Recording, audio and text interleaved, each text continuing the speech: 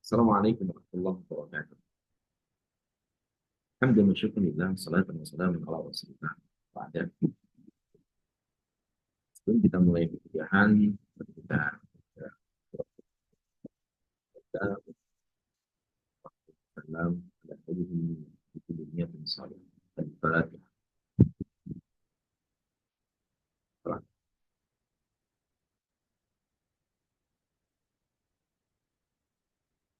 Baik, terima kasih. Gimana kabarnya? Sehat semua? Sehat? Good. Baik, di pertemuan kali ini kita akan membahas tentang transformasi digital dalam pendidikan Islam. Ya, seperti yang sudah saya sampaikan di mana tema kita di pertemuan sebelumnya kita sempat kenalan, ya kenalan secara personal juga kenal apa gitu ya.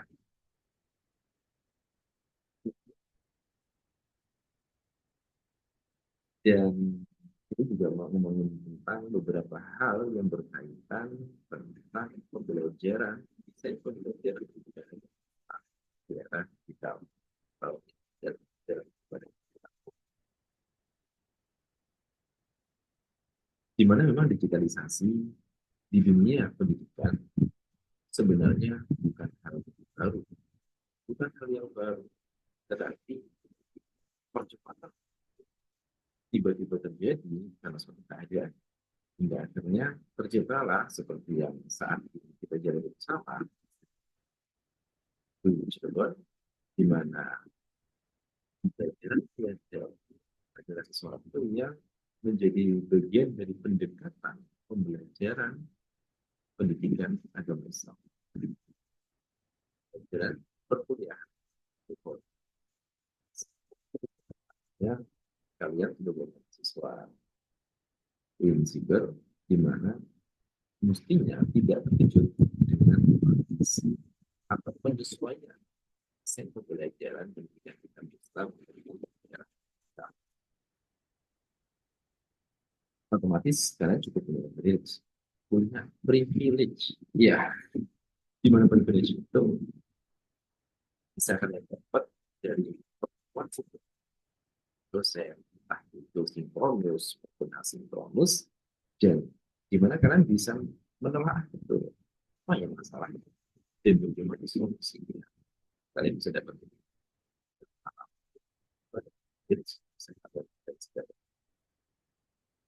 ya, baik. Kita lanjut ngobrolin temanya. Ya, ini dia. Transformasi digital dalam pendidikan Islam. Ya, pertemuan ini kita akan membahas tentang gimana sih transformasi digital dan bagaimana dampaknya terhadap pendidikan. Kita akan coba menganalisis tantangan, juga bagaimana potensi peluang digitalisasi dalam pembelajaran pendidikan agama Islam. Nanti coba kita coba identifikasi coba kita tentang teknologi dalam pendidikan Islam. Kita mesti coba ngebahas ulang sih sedikit apa sih transformasi digital dalam pendidikan itu. Seperti yang bisa nampak di layar.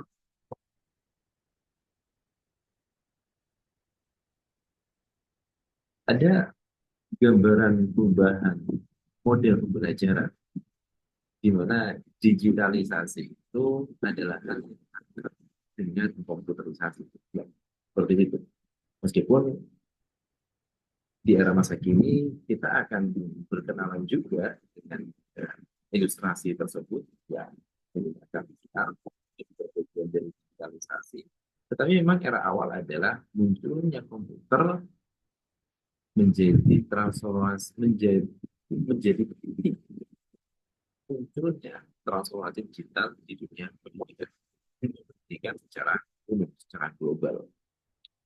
Hanya di bidang pendidikan, transformasi digital berarti mengubah cara belajar dan mengajar dengan bantuan teknologi seperti internet, perangkat lunak, dan media digital. Memang pembelajaran konvensional datang ke kelas, bertemu dengan dosen atau guru, dengan murid secara intens, memang punya potensi besar menimbulkan kedekatan emosional. Kedekatan emosional memiliki feeling yang tidak bisa terbantahkan, ya, tidak terbantahkan.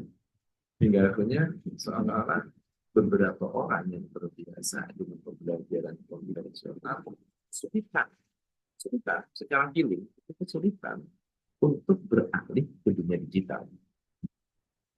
Ya, namun begitu, memang kalau kita telaah dari sisi aksesibilitas, ya, belajar melalui digital ini setidaknya siswa atau murid atau peserta didik itu dapat mengakses konten belajar di administrasi itu dari mana saja dan kapan saja melalui internet.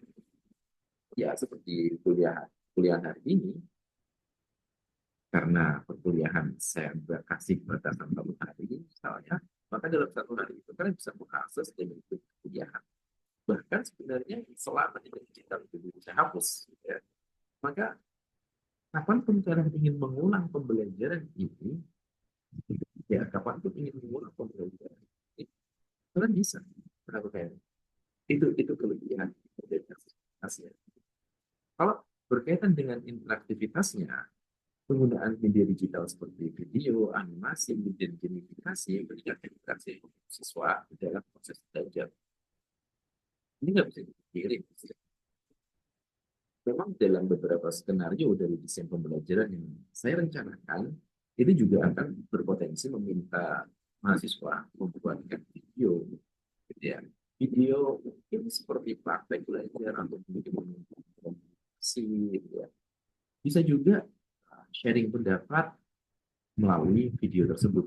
Kita coba akan merencanakan seperti itu untuk menjadi bagian dari praktek pembelajaran, desain pembelajaran hingga akhirnya nanti saat saat Bapak Ibu atau Mas Mbak ya coba menyentuh mengajar dengan dunia digital, dengan digital itu tidak terkejut dengan hal-hal yang berpotensi menghalangi atau mengganggu proses belajar mengajar. Tidak terkejut karena kita coba. Dan kalau misalkan menggunakan rekaman seperti ini pun, proses editing itu pasti dilakukan, proses trial and error gitu ya, gagal cut, kayak gitu, ya kan?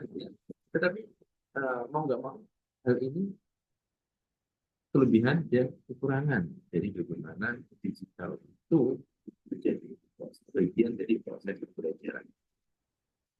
Dan kaitannya dengan evaluasi, ini cukup memudahkan sih.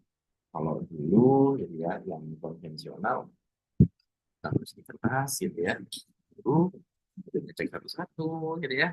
Tapi kalau sekarang mereka digitalisasi, segratis-gratisnya pakai Google Form, itu langsung kelihatan ABCD-nya gitu kan. Ada yang jawab A, langsung kelihatan, mungkin langsung ketemu. Jadi cukup generate aja, nilai muncul, memudahkan dikoreksi dengan evaluasi, ya kan?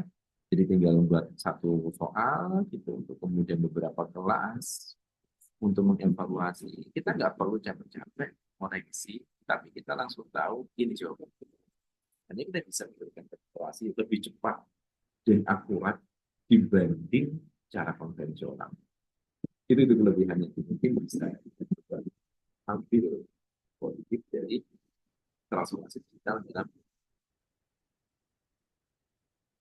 Yang jadi pertanyaan sekarang, ah, mengapa sih transformasi digital itu penting untuk pendidikan Islam?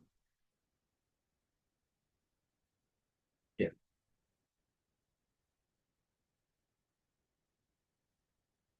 kita nggak bisa memungkiri era modern akan selalu menghadirkan sesuatu yang baru. Dulu saat ini kita ngomongin pertanian, berapa dari kalian pasti ada yang akrab dengan kehidupan bertani.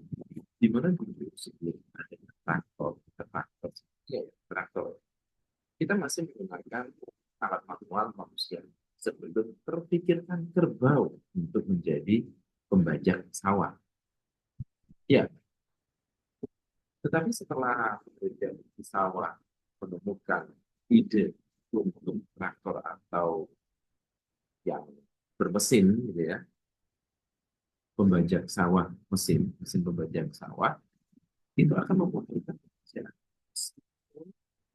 Makanya, ya kerja pekerja-pekerja yang ada di sawah ini kehilangan potensi pekerjaan. Kayak itu aja sih. Ya segala sesuatu akan ada plus minusnya. Itu nggak bisa kita pungkiri. Tinggal bagaimana kita meminimalisir hal-hal yang tidak kita harapkan dan memaksimalkan apa yang kemudian bisa memudahkan kita. Faktanya, kondisi di masa yang akan datang pasti ada hal baru dan mau tidak mau kita akan menyesuaikan termasuk transformasi digital itu. Artinya, pentingnya kita melakukan transformasi digital dalam pendidikan dalam kaitannya agar kita bisa menyesuaikan dengan zaman, agar pembelajaran pendidikan agama Islam itu relevan dengan masanya. Karena mau nggak mau misal anak-anak kita, anak kita yang udah punya anak, ya, itu akan sekali dengan HP. Tak bisa berhenti. Ada kalanya nanti Fire, Free Fire, ya, Free Fire ya, Free Fire atau Mobile Legend atau mungkin apa lagi ya, Among apa sih? Ya, pokoknya game-game itu mestinya ada dari pembelajaran pendidikan agama Islam berbasis gaming itu juga digital. Ya, tinggal bagaimana skenario pembuat game itu bisa menciptakan challenge-challenge yang tetap menarik dan menggugah selera untuk memainkan game tersebut, tetapi di dalamnya terselipkan pembelajaran Islam. Ya, itu entah dari sisi sejarah, visualisasi dari sejarah sejarah masa Nabi misalnya, salam atau jadi sore dan seterusnya, itu bisa divisualisasikan dalam bentuk game HP. Tinggal bagaimana challenge-nya itu sebenarnya. Nah, mau nggak mau kita akan berpotensi.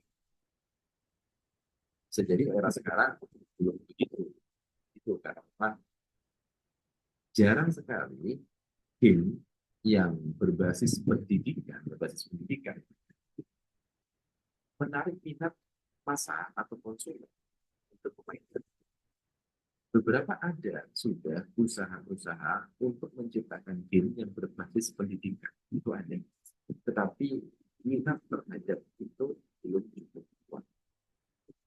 Artinya berdasarkan anak-anak kita terhadap game itu ya game yang sifatnya entertainment aja. Entertainment aja. Kita senang aja keseruan. Niatnya kalau misalkan kita coba menganalisa apa transformasi digital pendidikan Islam, ya kita bisa menelaah dari sisi aksibilitasnya. Aksibilitasnya ya seperti yang sebelumnya kita sempat diskusikan, ya sama bahasanya. Di mana memang akses konten itu bisa kapan aja, di mana aja. Masuk engagement yang pun ya, ya. Kalau di LMS kadang untuk diskusi chat itu berat, di game justru dilancar. Yang mungkin uh, suka main game juga, misalnya ada komunitas-komunitas, itu biasanya mereka chatting, ya kan? Coba yang pernah main game, kita tahu belum main game, chase, pas anak saya terakhir, dan pas anak saya udah gede, dan udah mulai ngerti game, di situ saya berhenti main game. Karena sampai sementara ini emang anak-anak saya pahamkan untuk tidak main game. Dan masih diharamkan. Agak bertentangan sih. Tetapi fakta minornya nilai kebijaksanaan anak-anak dalam memanfaatkan sesuatu menjadi pelatah. Jadi tetap saya ingatkan bahwa dia akan dapat di masa demikian. Itu jadi curhat. Tapi itu anak-anak. Ya, sementara begitu ada challenge yang mesti mereka harus lewati. Bisa mendapatkan fasilitas itu sebagai bukti bahwa mereka siap untuk bertanggung jawab. Dan nggak usah khawatir, saya tuh nggak khawatir gitu ya. Apakah anak saya akan ketinggalan dengan masanya? Enggak. Mereka itu lahir dengan di era digital, dengan lingkungan digital.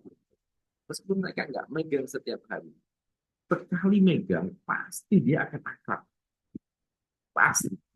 Karena saya udah iseng-iseng banget itu, kadang sambil apa ya, diem-diem main HP neneknya.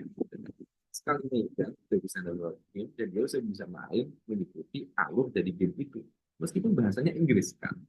Dan anak saya bukan anak yang pintar bahasa Inggris, bukan komunikasi juga, tapi bisa mengikuti. Memang dunianya udah dunia digital, mereka terlahir dengan atmosfer digital, maka nggak akan kesulitan. Jadi ya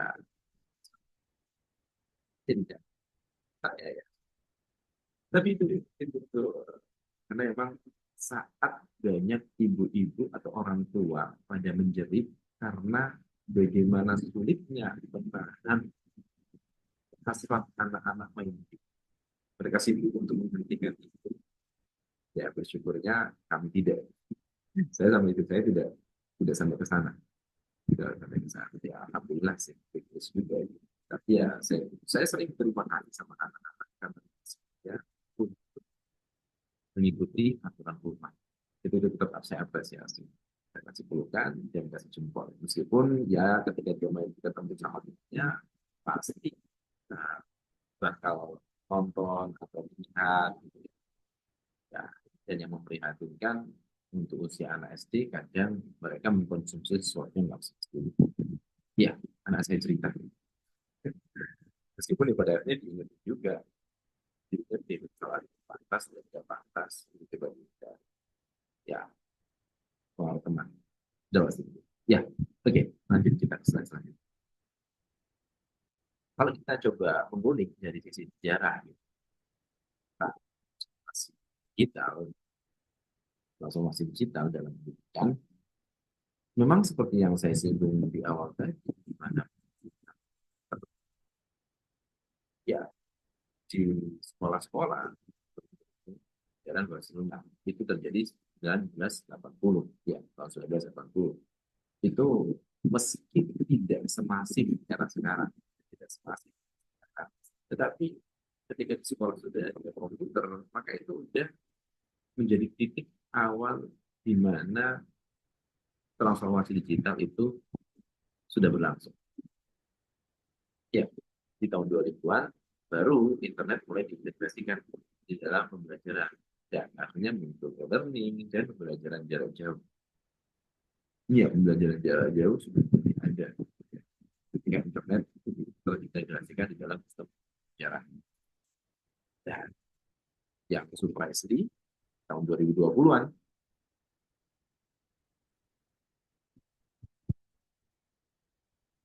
di mana akibat suatu masalah gitu ya, pandemi. Itu nggak nyaman sebenarnya. Tetapi memaksa kita untuk kemudian akrab terhadap sesuatu yang kita sebenarnya kesulitan. Kesulitan. Seperti pertemuan sebelumnya saya sempat menyinggung bahwa ada salah satu perguruan tinggi di mana sebelum pandemi mereka seolah mewajibkan dosen untuk memanfaatkan e-learning yang sudah disediakan kampus. Setidaknya 10 sampai 30% itu menggunakan sinkronus ataupun asinkronus itu. Tapi itu masih sedikit banget dosen yang melaksanakan. Saya termasuk salah satu dosen yang melaksanakan itu. Ya meskipun muatannya masih 10%, masih 10% waktu itu. Tetapi setelah pandemi melihat dilema dan dinamika-dinamika saat pembelajaran secara digital dengan tool Zoom, di mana banyak sekali keluhan yang berkaitan dengan efektivitas pembelajaran. Akhirnya dibuatkan aturan baru, di mana di beberapa pertemuan atau di beberapa prodi, di beberapa sektor itu adalah pembelajaran secara dilarang. Yang asalnya diharuskan jadi dilarang. Iya, karena memang uh, ya saya sampaikan sebelumnya bahwa ada beberapa orang yang sudah terlanjur biasa dengan pendekatan konvensional kesulitan untuk beralih kepada sesuatu yang sesuai dengan era masa kini, yaitu digitalisasi.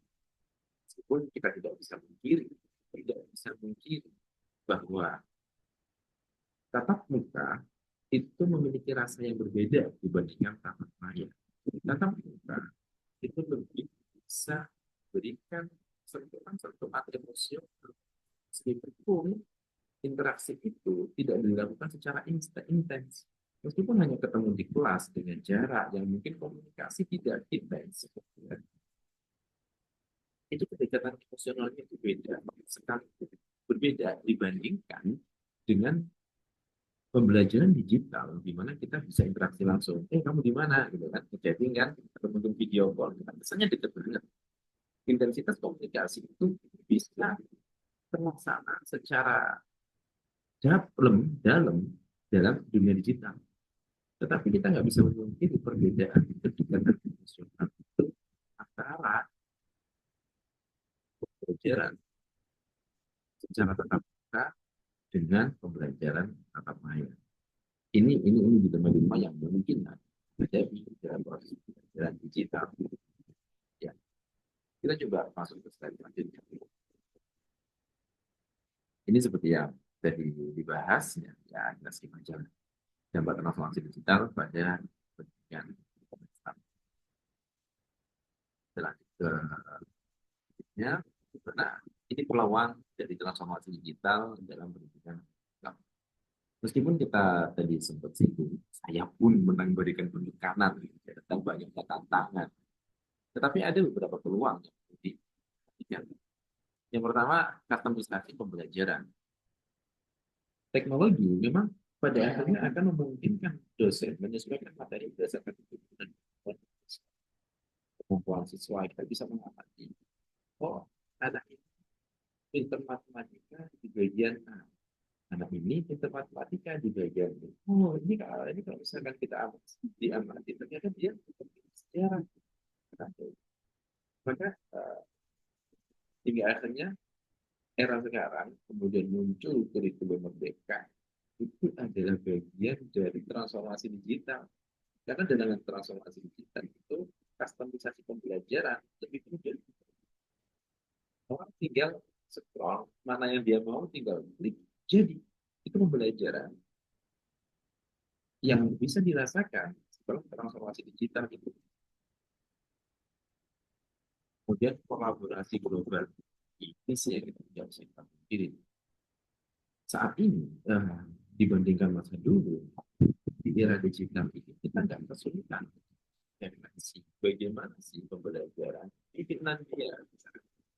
Gimana sih proses pembelajaran, proses belajar mengajar di Jepang itu seperti apa? Kita nggak kesulitan, nggak kesulitan, nggak perlu merasa kesulitan untuk mencari itu. Bahkan saat kemudian komunikasi mereka itu bahasa ya, sedangkan kita menggunakan bahasa Indonesia, bukan berarti kita nggak bisa paham.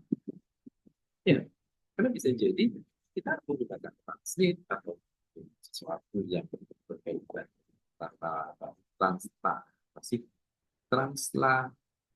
translate pokoknya tadi, tetapi dari suara ke suara, dari suara bahasa Jepang menjadi bahasa Indonesia di telinga, kayak gitu. Pokoknya begitu, translate lah, transliterasi bukan transliterasi, beda. Pokoknya translate, jadi ribet ngomongnya. Kita bisa terhubung, kita bahkan bisa komunikasi langsung. Apalagi kalau kemudian kita pakai Zoom, ya. Kemudian kita menggunakan meeting di jadwal tertentu, kemudian kita berkomunikasi dengan teman sefrekuensi kita di negara lain itu bisa. Kemarin saya ditawarin sih beberapa waktu lalu, pernah ditawarin sama teman untuk ngaji bareng secara global gitu ya, ngaji subuh, tapi belum belum jalan sih. Bareng dengan saudara-saudara sebenarnya orang Indonesia juga, tapi yang ada di wilayah-wilayah yang ya yang menjadi TKA TKA gitu. Dan kerja TKA kerja itu loh. Ya, itu benar-benar itu bisa komunikasi kolaborasi global kayak gitu bisa kita dapetin dari peluang transformasi digital itu. Kemudian pelajaran lifelong learning ini sih artinya kalau misalkan ada dari kalian yang kemudian suka membaca atau mendengar referensi dari siapa itu Pak Didat misalnya ya kan, dengan pikiran-pemikirannya terkait antara agama A dengan agama B gitu ya. Ah, sekalipun beliau sudah ada, tetapi kita bisa mengkonsumsi apa yang menjadi ide-ide beliau di era saat ini. Kita lifelong learning, pembelajaran yang selama-lamanya, sepanjang hayat, sepanjang hayat. Tapi kita pun sebagai guru, guru, gitu, beberapa yang sudah menjadi guru, di era digital ini, apa yang kita share di dunia digital selama sistem itu ada, selama sistem ada, dia itu seperti kholidina fiha, selama-lamanya itu. Kita hidup selama-lamanya. Yang penting, yang enak adalah saat kita men-share sesuatu yang positif. Maka ketika kita berhasil men-share sesuatu yang positif, dan men-share sesuatu yang positif, maka jariahnya itu jalan terus. Jariahnya jalan terus. Meskipun kita sudah meninggal dunia, tapi kita pernah menjejakkan ya, diri kita ke digital, maka kapanpun orang bisa mengakses entah itu kemudian tiba-tiba muncul secara algoritma atau mungkin di masa apa yang kita sampaikan menjadi viral, ya kan? Kemudian viral di 100 tahun yang akan datang tiba-tiba apa yang kita pernah obrolin itu tiba-tiba viral. Ya kan gitu cara kerja algoritma. Tiba-tiba viral muncul dari rekaman 100 tahun yang lalu. Jadi ternyata foto video ada, gitu kan? Itu kalian dan itu bisa dikonsumsi oleh orang yang 100 tahun. Itu peluang dari transformasi digital dalam pendidikan agama Islam. Ini tantangan transformasinya, di mana kesenjangan digital. Ya, ini sih PR besar, ini PR besarnya. Meskipun kalau di era sekarang sudah cukup kecil sih, termasuk kesenjangan digital ini. Tidak semua siswa atau mahasiswa atau sekolah memiliki akses ke teknologi yang memadai. Makanya itu sih, apalagi kalau kemudian kita menganalisis di Indonesia, ada beberapa dari kalian mungkin yang jaringan internetnya terputus sehingga akhirnya ketika pembelajaran sinkronus itu merasa terganggu. Ini bapak ngomong apa sih gitu kan? Enggak, gitu. Mau ngulang-ulang, mau ngulang pembelajaran tapi nggak ada rekamannya, misalnya. Itu beberapa kesulitan. Adaptasi dosen dan mahasiswa ini yang tadi sempat kita singgung juga. Gitu. Ya, perubahan ke metode digital memerlukan adaptasi yang signifikan, baik dari sisi pengajar maupun peserta didik. Ya, apapun bentuk adaptasi itu. Beberapa dari kita, ini kalau kita ngomongin delay juga, delay komunikasi, kan? Internet kalau misalkan cepat, ya delaynya sedikit tipis, tapi kalau misalkan internetnya lambat, gitu ya nggak hanya delay, tetapi suara saya mungkin kalau pas sinkronus, gitu ya, saat sinkronus, jadi kita terdengar berbata-bata kayak suara robot, gitu ya kan? Ya, hal-hal itu kan membutuhkan sebuah adaptasi. Kalau tatap muka, kita tanpa buffering. Mungkin kita yang pada akhirnya meleng, tidak dengerin dulu kita saat sesuatu. Tetapi saat tatap maya, bahkan saat kita udah fokus begini, gitu ya, kita pun belum tentu bisa mendengarkan secara sempurna apa yang disampaikan oleh itu kita. itu itu itu adaptasi yang mungkin beberapa orang baik guru maupun pelajar membutuhkan adaptasi ini. Dan yang ketiga ini sih konteks Islam yang relevan karena ya berita aja ada hoax gitu. Ya, hingga akhirnya ada potensi ada orang yang mungkin menyengaja untuk menyampaikan informasi seolah-olah dari Islam, tetapi sebenarnya apa yang disampaikan tidak Islam sama sekali. Dia seolah-olah mengutip ayat Al-Quran, tetapi apa yang dia kutip itu tidak sesuai dengan semestinya pemahaman dasar dan kutipan tersebut. Ini yang bahaya. Ini bahaya banget. Karena ada penyelewengan pemahaman.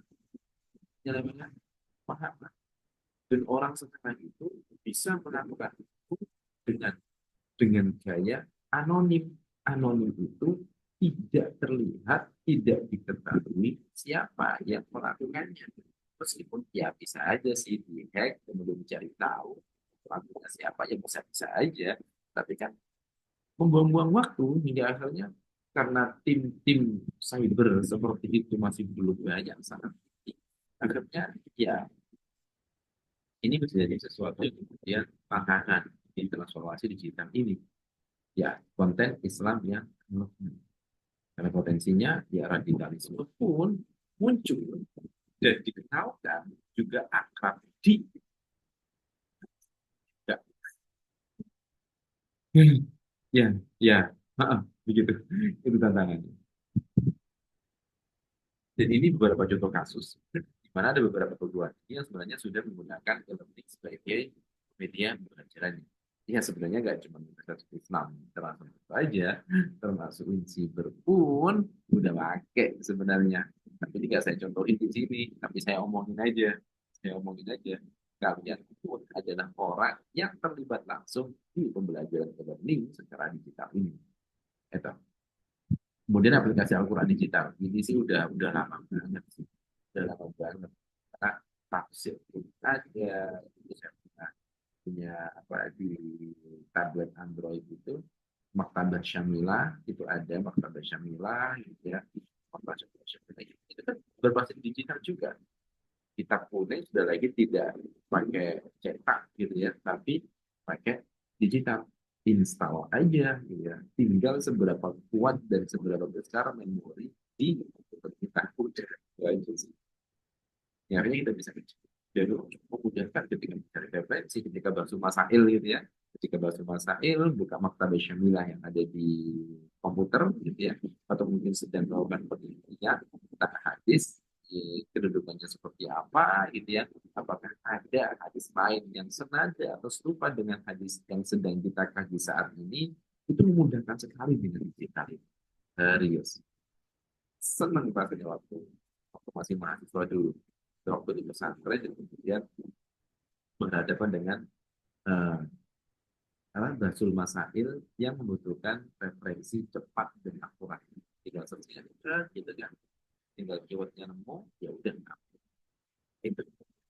Ini ada beberapa contoh kasus yang mungkin bisa kita jadikan gambaran seberapa mungkin sih nanti pembelajaran berbasis digital itu ya, terakhir ini ada diskusi ya kesimpulannya begitu, kesimpulannya transformasi digital membawa perubahan besar dalam cara pembelajaran pendidikan agama Islam disampaikan meskipun menghadapi tantangan teknologi digital menawarkan banyak peluang untuk meningkatkan efektivitas dan fleksibilitas pendidikan Islam dan ya mahasiswa diharapkan dapat lebih aktif dan dalam mengadopsi teknologi sebagai alat bantu ya mampu identifikasi peluang dan tantangan yang dihadapi dalam proses seperti diskusi ini, ya diskusi ini saya minta kalian memberikan komentar pada konten YouTube ini, pada konten YouTube ini untuk menjawab dua pertanyaan yang tersedia ini. Berikan jawaban dan pastiin format komentar kalian mencantumkan nama, nih, dan kelas. Seperti contoh, nama, misalnya, nya 08. Itu kemudian kelas apa, B29, B23, atau B24, ya. Kemudian kasih komentar, kasih nomornya. Nomor satu berarti komentar untuk pertanyaan satu. Nomor dua berarti komentar untuk pertanyaan dua. Karena sebenarnya bisa dipilih salah satu dari dua pertanyaan ini untuk diberi komentar. Tetapi kalau mau milih dua-duanya, juga boleh sih. Kalian juga boleh memberikan komentar terhadap komentar kalian. Ngeramein aja. Biar seru-seruan. Ya, kita belajar sambil seru-seruan. Sambil seru-seruan, kemudian komentar, dan ya, nggak apa-apa. Selamat berkomentar, dan ingat seperti kesimpulan kedua, di mana keterlibatan aktif kalian itu akan menunjukkan seefektif dan efisien apa pembelajaran daring ini, pembelajaran asinkronus ini. Dan ya, presensi akan diidentifikasi dari komentar yang muncul paling lama 5 hari ke depan. Ya, Sabtu, Ahad, Senin, Selasa, Rabu. Lalu akan coba saya cek kehadiran kalian di komentar YouTube tersebut, YouTube ini, untuk menjadi bukti kehadiran kalian dan keterlibatan kalian dalam proses pembelajaran asing. Demikian kita hari ini.